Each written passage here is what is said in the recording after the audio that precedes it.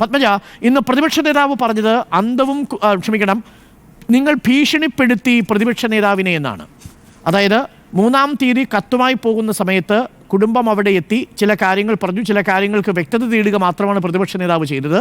പക്ഷേ നിങ്ങൾ ഭീഷണിയുടെ സ്വരത്തിൽ സംസാരിച്ചു.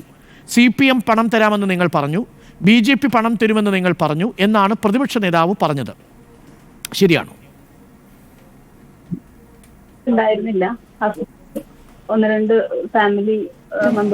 രണ്ട് ഫാമിലി മെമ്പേഴ്സായിരുന്നു പോയിരുന്നത്.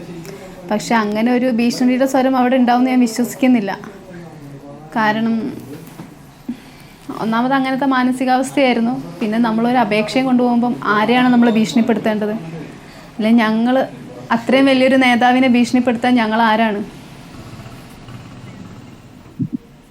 ഈ CPM ഓ BJP യോ നിങ്ങൾക്ക് പണം വാഗ്ദാനം ചെയ്തിട്ടുണ്ടോ പത്മജ? ഇതിനകത്തൊരു ഇല്ല. പ്രതിപക്ഷ നേതാവ് ആരോപിക്കുന്നത് അങ്ങനെയാണ്. ഇല്ല സർ, ഞങ്ങൾക്ക് ആരും ഇതുവരെ അങ്ങനെ പറഞ്ഞ് ഞങ്ങളെ അടുത്ത് വന്നിട്ടില്ല. ഈ വിഷയത്തിൽ പാർട്ടി നേരത്തെ ഇടപെട്ടു എന്നത് നിങ്ങൾക്ക് ബോധ്യമുള്ള കാര്യമാണോ പത്മജ? മരണത്തിന് മുൻപ് എപ്പോഴെങ്കിലും ഈ പണമിടപാടുകളുമായി ബന്ധപ്പെട്ട് എന്തെങ്കിലും പാർട്ടി സഹായിച്ചതായി അറിയാമോ പത്മജയ്ക്ക്? ഇല്ല സർ, സത്യസന്ധമായിട്ടാണ് ഞാൻ പറയുന്നത്. ഇത്രയും പ്രശ്നങ്ങൾ ഈ കത്ത് കൂടിയാണ് ഞാൻ അറിയുന്നത്. ഈ ഗോപിനാഥ് മാഷ്ക്ക് തന്നെ അറിയാം ഞാനും അച്ഛനും എത്രത്തോളം നല്ല ഇതായിരുന്നു എന്നും. പിന്നെ ഇവിടെ ഞങ്ങൾ പാർട്ടി കാര്യത്തിലൊന്നും ഞങ്ങൾ ഇടപെടാറില്ല. ആ സാറ് എത്രയോ പ്രാവശ്യം നമ്മളെ വീട്ടിൽ വന്നിട്ടുള്ളതും എൻ്റെ ഒരു അച്ഛൻ്റെ സ്ഥാനത്ത് ഞാൻ കാണുന്ന ഒരാളുമാണ്. അതുകൊണ്ട് തന്നെയാണ് പിറ്റേ ദിവസം വിളിച്ചിട്ട് മോളെ എന്താ വിജയന് പറ്റിയെന്ന് എന്നോട് ചോദിക്കാനുള്ളൊരു അടുപ്പം സാറിനുണ്ടായത്. ഈ ഇളയ മകന് ബാങ്കിൽ ജോലി കിട്ടാത്തതിലുള്ള മനോവിഷമം മാത്രമാണോ ആത്മഹത്യക്ക് കാരണം? അത് അച്ഛനൊരു വിഷമമായിരുന്നു. പിന്നെ ഇത്രയും സാമ്പത്തിക ബാധ്യത വല്ലാതെ ലാസ്റ്റ് സമയങ്ങളിൽ ബുദ്ധിമുട്ടിച്ചിട്ടുണ്ടായിരുന്നു. കാരണം ആ കത്ത് കാണുമ്പോൾ നമ്മൾ തന്നെ മനസ്സിലാക്കുന്നുണ്ടല്ലോ ആ കത്ത് എന്ന് എഴുതിയിരിക്കാനാണ് സാധ്യത പത്മജ? അത് മറ്റാ ചെയ്തിരിക്കുകയാണ്. ഇപ്പോൾ ഗോപിനാഥ് പറഞ്ഞ അനുസരിച്ച് ഇപ്പോൾ പുറത്തു വന്ന 6 പേജുള്ള കത്തും നിങ്ങൾക്ക് എഴുതിയ വ്യക്തിപരമായ കത്ത് ഒരു പക്ഷേ ഈ സമയങ്ങളിൽ എഴുതിയതാവാം. പക്ഷേ ഈ 6 പേജുള്ള കത്ത് എന്ന് എഴുതിയതാവാനാണ് സാധ്യത പത്മജ.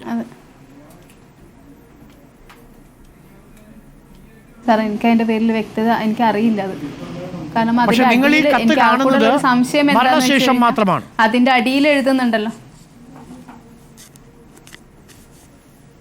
എന്താ സാർ? നിങ്ങൾ ഈ കത്ത് കാണുന്നത് മരണത്തിന് ശേഷം മാത്രമാണ്? അതെ,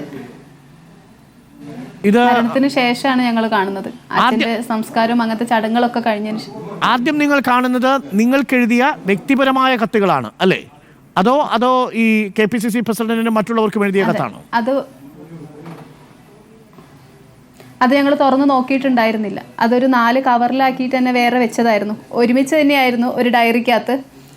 പക്ഷെ ഞങ്ങളെ കത്ത് ഇങ്ങനെ പാക്കറ്റിലൊന്നും ആയിരുന്നില്ല. അത് മാത്രമാണ് ഞങ്ങൾ നോക്കിയത്.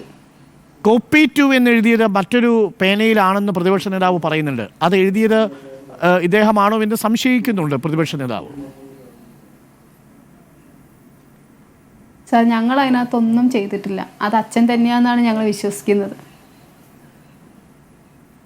ഒരു അന്തവും കുന്തവും ഇല്ലാത്ത കുടുംബമാണെന്നാണ് പാർട്ടി പ്രസിഡന്റ് നിങ്ങളെക്കുറിച്ച് പറഞ്ഞിരിക്കുന്നത്.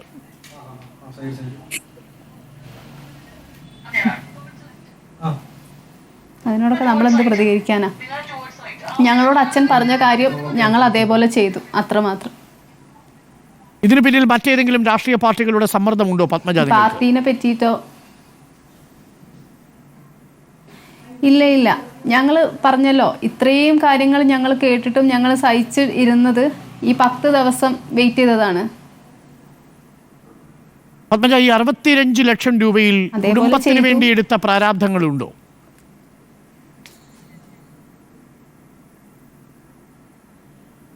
അത് അതിനകത്ത് എഴുതിയത് ഇല്ല എന്നാണ്. കാരണം ഞാൻ പറഞ്ഞല്ലോ സാർ, ഞങ്ങൾക്ക് എഴുതിയ ലെറ്ററിൽ 3 കടം വീട്ടാനാണ് ഞങ്ങളോട് പറഞ്ഞിരിക്കുന്നത്. അത് ഞങ്ങൾക്ക് അറിയുന്ന കടമാണ്. അച്ഛന്റെ പേരിൽ മറ്റാർക്കെങ്കിലും ചെക്കുകൾ കൊടുത്തതായിട്ട് നിങ്ങൾക്കറിയാമോ? അത് മരിക്കുന്നതിന് മുന്നേ തന്നെ ഞങ്ങൾക്കറിയാം. ആ കത്തിനകത്ത് ഉണ്ട് അത്.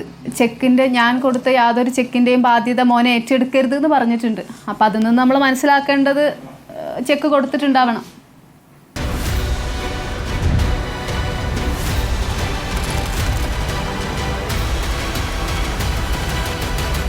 Debate with Dr. Arun Kumar.